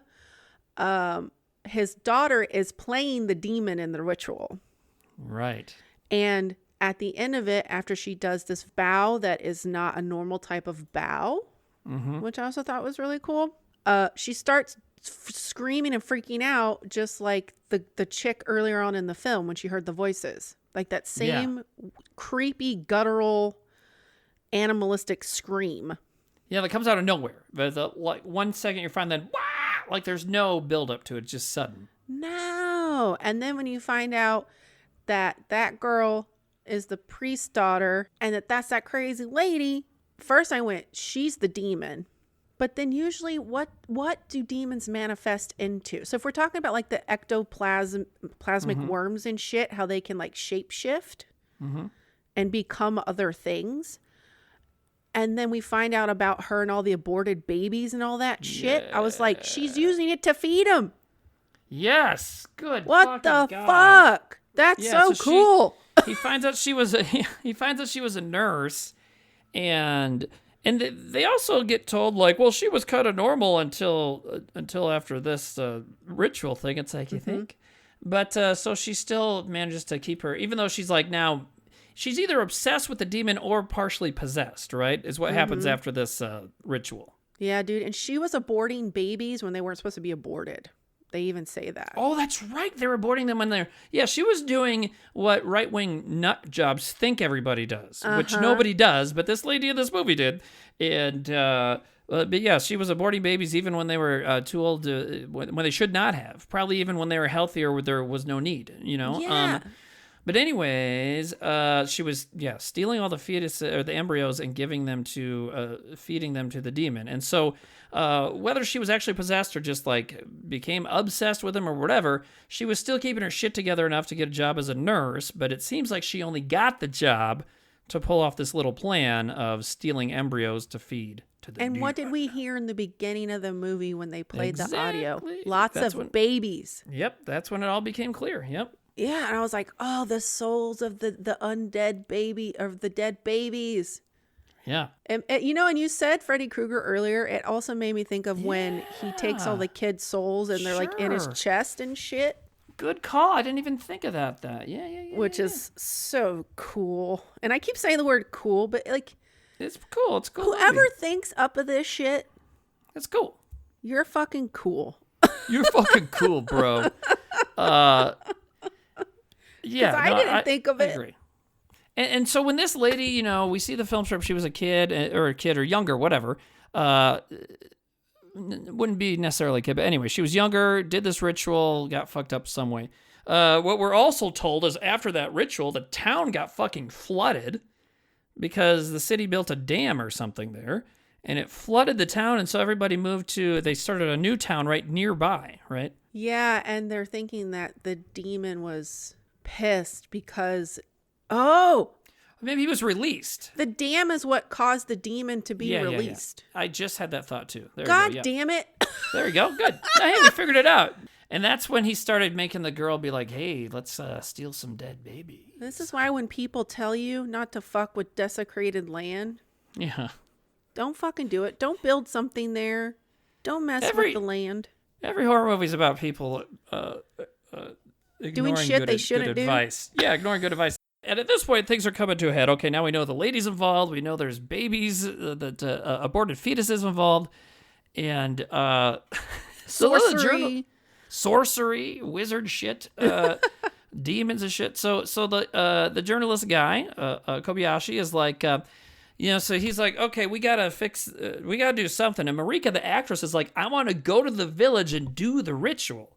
And Kobayashi's like, what? No. And me, the viewer, was also like, what? 'Cause that doesn't seem like a good idea. Yeah, I went, don't go there. Do you think it was like demonic influence making her want to do that? Oh. Because it doesn't seem like a good way to actually wrap this up and solve the problem. It doesn't seem like that to me. Yeah, that's like that thing of like, it's too good to be true. Yeah, yeah. And the other interesting thing that it took me a second to catch on. So they go to the current village, and like Shandi said, people have the sickles. There you go, sickles. They have the sickles up. Yeah. And there's dogs everywhere because dogs used to be used in this ritual. And then, so that's like the new town they built, but they go to where the old town was. Well, it's underwater. So they get in a rowboat, just him and her, and they go out into the middle of the lake. So they're right above where they think the ritual used to be done before it all was underwater. And they brought Super Psychic with them. Yeah, so Hori, the foil man, here's the thing. I love him. So when the girl's like, I want to go do the ritual. Kobayashi, the journalist, is like, I don't think it's a good idea, but if you must do it, I'll go with you. We got to bring the super psychic guy with. And I wrote down, I would not want that guy to come in my car. I feel like he'd poop his tinfoil, right? Because he's like, he has a lot of problems. He's probably just shits whenever. And I feel like he'd poop in my car. Like if you have to go on a road trip to this other village, I feel like he'd take a dump in your car, right? I don't know. But anyways, he comes along, but they are smart enough to not let him in the boat. Because that'd be, you're in this little rowboat, and the tinfoil guy's in there. He's going to have something happen and start freaking out, tip over the boat. Now you're all fucked. So they left him on the land with the cameraman. This poor fucking camera guy. Oh. But so they start doing so the girl and Kobayashi start doing the ritual out in the boat. And she starts freaking out again, obviously. Mm-hmm. But then she stops and like kind of is like, okay, I'm okay now, right? She's like, I feel like a weight has been lifted and that she's going to be better. We found out a little bit later, okay, she was lying. It was probably the demon being like, oh yeah, I'm fine, whatever. But so they go back, and because the tinfoil guy's freaking out, he's like, get out of there. Uh-huh. Because he's right about everything. And he's smart. Right. And he cares. And he's trying to protect people. And it all goes south. And nobody ever listens to the person that's trying to fucking warn everybody because they think they're crazy. Yeah. Well, this guy's fucking crazy. But he also knows what he's talking about. He's both, I think. I mean, you can't be living in that much tinfoil. And I don't even care how right you are about stuff. It's like you're still got some screws loose. I'm sorry, But... Anyway, so they get back to land, and he's like, we got to go this way. And so Kobayashi's like, okay. So Kobayashi goes with him and brings a camera. Because he's like, Kana's this way. Right, that's right. He says Kana's this way. I love how he says her name. Kana, kind of like a little kid. Which goes back to no one believing him, because like we talk about in a lot of these episodes, no one ever believes the kids, and they should. Anyway, so he's like Kana, and Kobayashi's like, oh my god, because I feel like Kobayashi feels partially responsible for some of this shit happening, like Kana disappearing, because he's the one that started kind of stirring all this shit up and asking people about it, you know? So they go looking for her. And now that as far as he's concerned, Marika, the actress, is fine now. And so he leaves her with his cameraman. And they go sit in the car. The filmmaking here is awesome because they managed to still keep up the found footage aspect, right? Mm-hmm. But it is becoming more cinematic because it's cutting between the cameraman and the girl in the car and the other two guys running through the woods looking for Kana. And it's cutting between them, and it just... I don't know if it's the music or just the fact that it starts getting dark or that the yelling or what, but I wrote this movie's so good. First of all, it's great at maintaining the found footage and getting more cinematic. They don't have to break their rules too much to like get more dramatic. But also, it builds an atmosphere of anxiety and foreboding so well. And, you know, I also suffer from severe anxiety, take a bunch of medicine for it. When I get anxiety attacks, which last one was like a week or two ago, I get like really, really bad, well, not bad, but I feel like a hot spot in the middle of my chest, like along my sternum. In this movie, I started getting that towards the end of this movie as things are kind of building to a head. Well, I mean, did we even talk about that when they were driving up to the village that nobody was there and all the dogs were gone? Like all the dog houses were empty? Yes, thank you for bringing that up because I also wrote down like, where the fuck are the dogs? Yeah, and I went, something's not right. Like something is really wrong. Like, I don't care about these people, whatever, but where's the dogs? If you know there's supposed to be animals here that are present and they're gone, something's not right. I'm not going there. Right, yeah. And it's always like the horses that, you know, tell you like tornadoes coming. And like we said earlier, the dogs always warn you. The dogs warn you. Yep, cats can know things. Rats will leave a sinking ship, right? Yeah. And now the dogs are missing, and I'm like, oh, fucking God, I hope they're not all dead. You know? Oh, no. But when you did mention about the score, I actually wrote that down too. I said, the score's excellent during this, and it was kind of subtle. Yeah. They didn't have the sound overpowering everything. No. It just became part of the background, which was cool. Right. It wasn't intrusive, and that's why it still helped it not feel like it wasn't a found footage movie, because in a normal movie at this point, the music would be getting pretty strong, telling you how to feel, like this is scary and sad, whatever. But yeah, they're getting close to where Kana is, and they find this like weird wooden building thing that's all fucked up, and then you were cutting to the cameraman and the girl sitting in the car, and the girl starts screaming again and freaking out, even though she said she was good. She starts freaking out again, and then she just jumps out of the car and runs off. And that's when I wrote down, like, yeah, I'm loyal to my friends, loyal to my employers at jobs, but if I were that cameraman, as soon as the girl ran out of the car, I'd get my fucking goddamn ass out of there. I'm done. You know what? Fuck it. You're in the car, drive away. Yeah, like the guy in Texas at the end of Texas Chainsaw Massacre. He didn't stay to make sure the girl was okay. He just fucking booked it. Fuck that. Yeah, I'm getting the hell out. Yeah, but this guy was he's dedicated to the art of documentary capture, you know? So he's like, I gotta go after her, find out what happens. Why? Yeah, why? And, you know, and so they're going one way, and then we cut back to the two other dudes, and they're in the woods, and tinfoil guy's like, Kana's here, and he's like scrabbling through the wood, and everything, you just know at some point something fucked up is going to happen. Mm-hmm. But I did not know it would be what it was. Please explain to the people what they see. Good God. Because we're there now. That's about where we're at talking about it. So yeah, you see Kana, a glimpse of her surrounded by all of those aborted fetuses, but they have that face of the Katagabi mask. Yeah. From the ritual. That was when I went, this movie rules. The journalist Kobayashi sees right before that happens. First of all, okay, so he finds that like there's a stone column they see, and it has like that same pattern of circles and stuff on it. Mm-hmm. And he goes, do you think they're all connected? I was like, you think?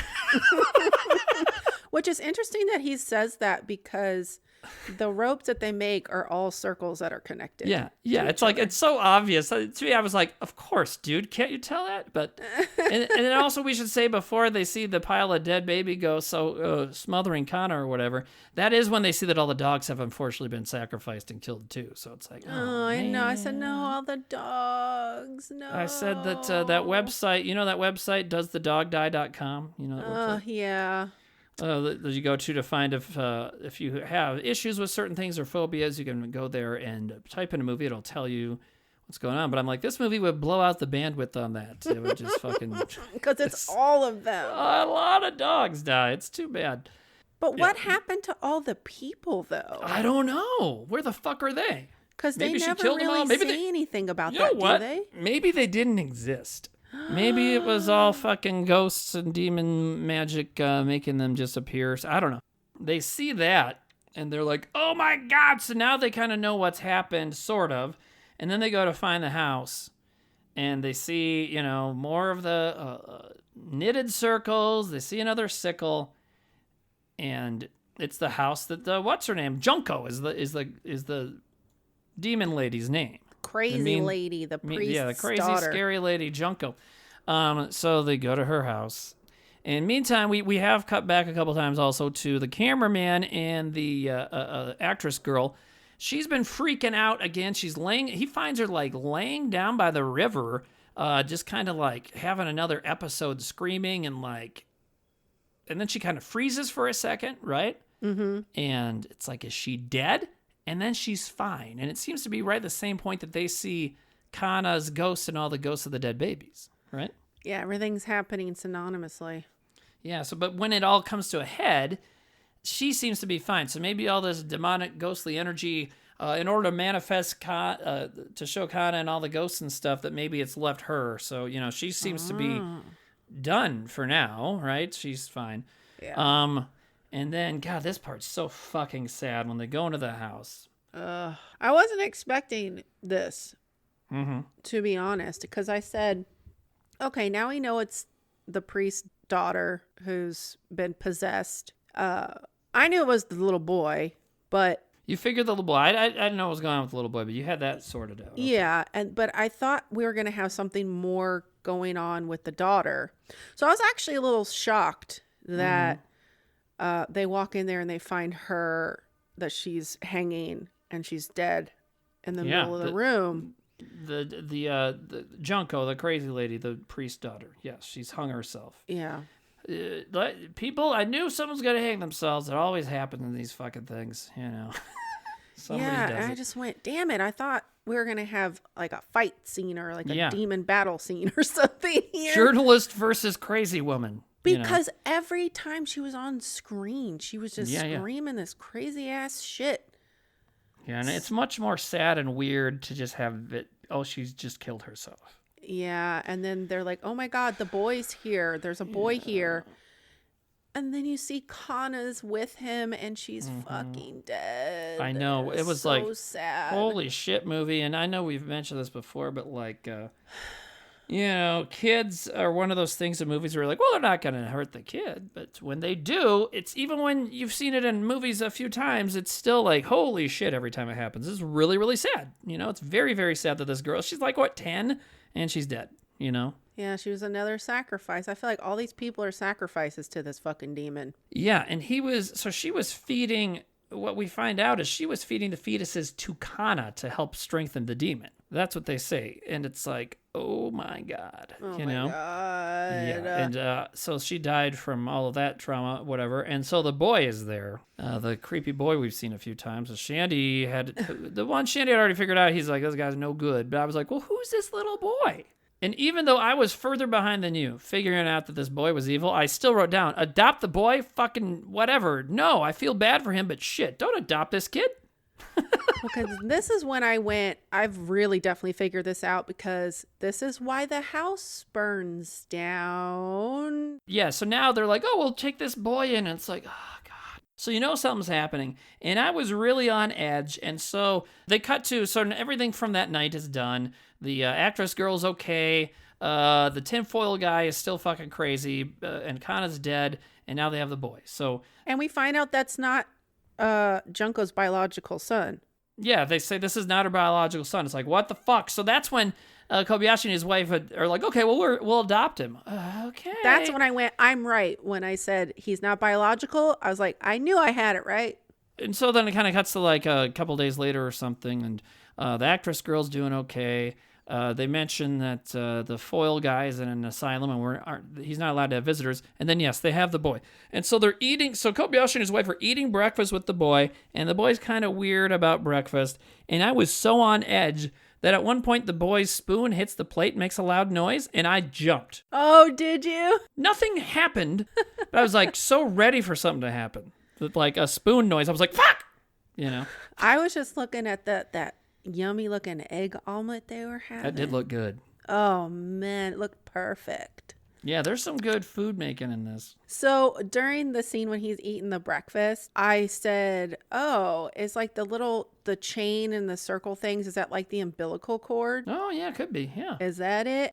So nothing happens. Then the credits come up, but it's the credits for this fake movie we've been watching, this fake documentary. Mm-hmm. And then it goes into so that was basically the movie within the movie within the movie. So now we come back out one layer to the movie within the movie, which was about what we just watched. And so they're like, and shortly after this, the guy's house burned down. No one's seen the guy for a while, and then this office gets a package a couple months later with the return address is this Kobayashi guy.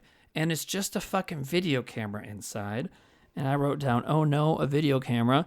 Video equipment hasn't made me that anxious since the scene in Henry, Portrait of a Serial Killer. Have you seen that movie? I was like, oh shit. I went, oh, I wonder what's on this. I didn't think it was going to explain anything. I thought it was going to be something else. Yeah. I really did. It's definitely explained things. Fuck. Because they show us that the tinfoil guy died before they get to the camera. That's right. Oh, his face on the front of the newspaper. Yeah. In the metal tube. What the? That's fucked up. The paper would put that. Man, Japanese people, y'all are messed up. Well, they've had a lot of horror in their lives in real life in Japan. And there's the whole Hiroshima Nagasaki thing has really affected all of their filmmaking, even still, I would say. But. And so, like, being more upfront with the horrors of life and death, I think, is part which of I what appreciate. Happened to them. Yeah, definitely. But it's still like, whoa. But yeah, so we know that. But then, then we get this. And then when they start showing this videotape, and it's like it's all from inside Kobayashi's house, and it's him and his wife and the boy there, and then the fucking tinfoil guy shows. Yep, and without his tinfoil, no more tinfoil. No more tinfoil. He's just in a mental institution. Yeah, like the bathrobe. Yeah. And I went, uh-oh. Mm-hmm. And then I actually, this is when I saw him, I went, he's going to try to kill that little boy. Because, like you said, everything that he says and knows is right. Yeah, he's trying to protect people, but, Yeah, he's there to protect those two. And they're like, no, he's just a little boy. Right. The other problem, though, now is that he doesn't have his tinfoil, which means whatever he was trying to protect himself against is now has full access to him as well, though. Mm-hmm. So. The worms are eating him. Mm-hmm. So he's there, and they're like, "What the fuck is the matter with you?" And he starts trying to kill the boy. He gets a couple good swings in with a rock.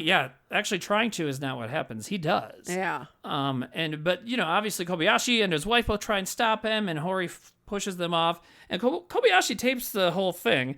And I did type at one point, like, put down the fucking video camera.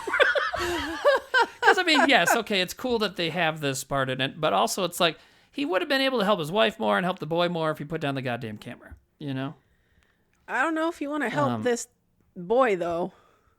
Yeah, well, he didn't know. He wanted to help him, but yeah. So Hori successfully bashes the boy's head in with a fucking rock. And while he's doing that, Kobayashi's wife starts doing the same shit we saw the actress do earlier, where she's moaning and screaming and stuff, and now we know more demon stuff is happening. Mm-hmm. Oh, what? Anytime somebody got possessed, and they freak out, and then they quickly kind of shut it off and then looked like zombies walking. Yeah. Like they were completely had no more control over what they were doing. It was so creepy to me. Yeah.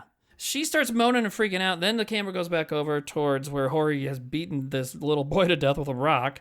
But now the boy's just suddenly standing there. And at first when they show him, his face is all distorted and weird. Did you notice that? Yeah, it's the demon mask. Oh, is it the demon mask? Okay, that makes sense. And then it goes back to the wife freaking out. And then the camera goes back to the boy. And now it's just the boy again. But he's bloody and just standing there. And it's like, okay, shit is bad now. Creepy. So it's pretty clear that Hori is now fucked as well. The tinfoil guy is now under control because he just takes the boy by the hand and they walk out. Yep. And then later, obviously, as we've been told, Hori will be found dead because the boy demon didn't need him anymore, so he fucking killed him. And then he also apparently didn't need the wife. Well, I mean, he had the priest's daughter was like his little keeper. And then I thought, oh, now Super Psychic Guy is going to be his keeper. Because like you said, he doesn't have anything to protect him anymore. So now he can be completely mind controlled. Yeah, this is when we find out why the house burnt down with the wife inside is because she is possessed and covers herself in gasoline and lights herself on fire. Yeah, that gasoline like in the office. Why do all of these people have fucking gasoline in their homes? Yeah, just like in the burning. Because listen, I'm a homeowner, right? I have like a full house and a yard and a garage and a shed. The gas is in the shed. In the shed. Exactly. All the way away from everything else. That's where the gas is, and it's only for my mower or whatever. But, you know, you might need it for your car or something too. So you got some gas around. Most people do. But yeah, it's in the fucking shed. Not like in the room next to the kitchen. Yeah, that is so crazy. There's so many hot things in the kitchen. Things that get hot. It's like, what the fuck is the matter with you? But anyways, she pours it on herself and sets herself on fire. And it's so sad and creepy. Yeah, and I went, her husband doesn't try to even grab a fire extinguisher. No. Or nothing. And I went, how the fuck does he get out? He just leaves. But we don't see any of that though. It just kind of like he's like on the ground screaming and like freaking out, yelling his wife's name, and then just cuts. But that's it. We don't find out what happened to him. Right. And then all we get after that is a title saying, and he's still never been found to this date. So we've already seen the movie within the movie within the movie be over. Now the movie within the movie is over, which also means the movie's over. So that's the end of the movie. But what a clusterfuck. The movie within the movie crazy. within the movie's over. Then the movie within the movie's over. And then the movie is done. Yeah, it's like Inception is child's play. This is fucking crazy. I just had this thought as we were talking about it. Where is Kobayashi, right? He is now the boy's caretaker. I just had that thought. That's probably where he is. He's been fucking possessed or whatever too, and now he's with the demon boy. Yeah, but Noroi was with him, and then he killed him off. But Hori died. Yeah, I know, but we don't see Kobayashi go anywhere. So we're just assuming that they meet up somehow? Sure. Well, here's what I think. I think he got out of there and saw Hori and the kid and killed Hori himself because he was trying to stop Hori from killing this kid. And then the kid probably is like, hey, now you're my caretaker. The movie gives us no clues to this. I'm just making this up. But now as I see it, I'm like, I can see that that's what's happening. Yeah, I wrote, that's the end, question mark, exclamation point. But also, it's just the way it is, just like, oh, shit, that's fucked up. And I don't know if the filmmakers have an anti-abortion message, if they felt like putting that in there. I don't feel like it is an anti-abortion message, but it almost, maybe somebody was trying to say something about abortion. I don't know. So what do you think? I mean, you're a lady, so you're a little more tied into like the issue of abortion. So did you feel like this movie was saying anything about abortion? I didn't, but I don't know. No, what it made me think of is a lot of rituals have to deal with sacrificing a child. And it's interesting that the demon has manifested itself as a child as well. So all the stuff that's been going on in this film of like demonic rituals and demons and things like that, where, you know, gotta bring a child, a brand new baby to the altar to be sacrificed. And this is the way for a modern person to access that, is by getting aborted embryos. Yeah, it was just a modern take. And how do you get a bunch of babies quickly? Yeah, exactly. Without having to run around kidnapping people, because then you draw attention. It's like a vampire getting a job at a blood bank. Yeah, totally. Yeah, very good.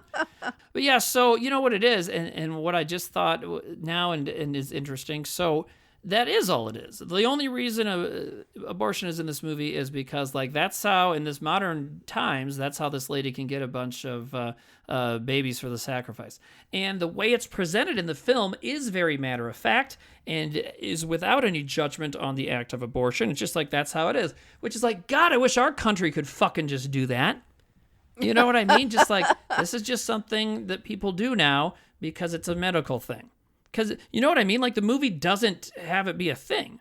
It's just like, oh, yeah, this is something that people do now, is abortion, because science has allowed us to do that to help out with different issues. And so, but this lady is taking advantage of that, right? I mean, if you knew that the child that you were carrying in your womb was going to is a demon baby, because that happens in a lot of horror films too, where a woman's now all of a sudden pregnant. Yes. Because she's carrying the devil's child. Would you abort it? I would. I feel like we recorded this when we did so that the movie was fresh, we could talk about it. However, I also feel like, man, I bet in a few days we might have some other thoughts about it. So I guess, there's that too. But it's a cool movie. I liked it. I really enjoyed it. And I agree with you when you said there were some slow moments. Yeah. It's too long. Yeah, it didn't need to be 2 hours long, this movie. Yeah. Mm-hmm.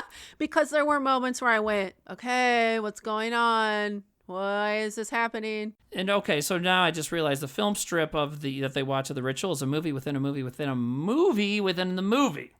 Oh my God. Whoa! But also, yeah, it was too long. And here's the thing, is I thought about this. Okay, so this is our 6th episode, the 6th movie we watched. Okay, Burning was like 93 minutes. Body Melt was 88. Carnival Souls was 65 or something super short. Texas Chainsaw was 80. Or no, Pieces was like 83. Texas Chainsaw was like 84 minutes. And then May the Devil Take You is 105 minutes. This one's 115. It's like, all right, Asian horror movies, holy shit. Well, just movies in general, I feel like over the past decade or so have just become longer and longer and longer. You're so right. And, having a kid, we go see the big franchise stuff, sometimes Marvel or Dune or whatever, and they're all fucking 3 hours long. And it's like, good God, I don't want to spend half my day in here. So on that note, in December, we're going to watch Christmas horror movies, and most of those are like 80 or 90 minutes. So, oh yeah. Yeehaw. I was going to say, yeah, I recommend this movie. It had really cool ideas about demonic possession. You should watch it. Yeah, it's like a fun, it's a creepy. It's very creepy and depressing in some parts, but it is like a fun wild ride, I would say. Even if you're listening and we just explain the whole thing, you'll still like it. And it's still, listening to our rambling craziness, you go into watching the movie, you'll probably forget about the pile of embryo ghosts by the time it happens, so it'll still be a fun surprise. But hey, what do you have an idea for a Christmas horror movie you would like to pick out for us to watch in December? I'd have to get back to you on that, because I would love to do one I haven't seen. I'm kind of getting really into not having seen any of these. Yeah, that's cool. There is, however, another iconic slasher that turns 50. That is a... Well, then we got to do that one. Yes. So we'll probably watch that, and then I can make that my choice, and you can pick something you haven't seen before. And whether I've seen it or not, I don't care. So. Okay. Somebody commented on one of your Instagram posts that they're like, oh, I thought this podcast was going to be Timmy Talks Movies. And I just commented a sad smiley face. Oh, like, it is, though. You're sad that it's not just Timmy. They're like, oh, there's this girl on here. Fuck that. It's probably some sexist asshole. We do get those people. Which, hello, it would not be as good. I mean, because it's better having it be a conversation. And I liked doing Timmy Talks About Movies, but it's a little crazy. Yeah, I like listening to those, though. I'll listen to those when I'm taking a shower, because then, it makes me laugh, but then you'll mention movies I've never heard of. So I'm like, oh, I got to write that down. Now that I know you listen to it in the shower, I'm going to record another one, but I'm going to use like a smooth voice, like, hey, welcome back to Timmy Talks About Movies. Hope you're lathering yourself up, listeners. Shandi, if you're out there taking a relaxing bubble bath, I hope you enjoy the warm water all over your body. Okay, so we'll do a couple Christmas horror movies, and then in January we have a theme we have picked up, and in February I think we're gonna do the viewer suggestions as a Valentine to our listeners, right? I think yay! We're gonna write all the names of the movies you guys have been suggesting, and we're gonna put them in a bowl. I'm gonna do smoke it. Oh no! I'm going to do a live on our Earnful of Popcorn Instagram. I'm gonna reach in and pick a movie, the next one we're gonna watch, and we'll announce it at like the end of an episode. Cool. I didn't know that. That's a good idea. Well, that's I think that's the end of this episode, right? Thank you to Jordan Cooper, who wrote the theme, and Steve Ward, who's from Canada, not England, for making the logo and a lot of the other visual elements and stuff. Yay! And follow us on Instagram. Follow us on Apple Podcasts. Follow us on Spotify. Please rate and comment. It helps us out, I guess. Sure. And tell your mom to listen. We miss her.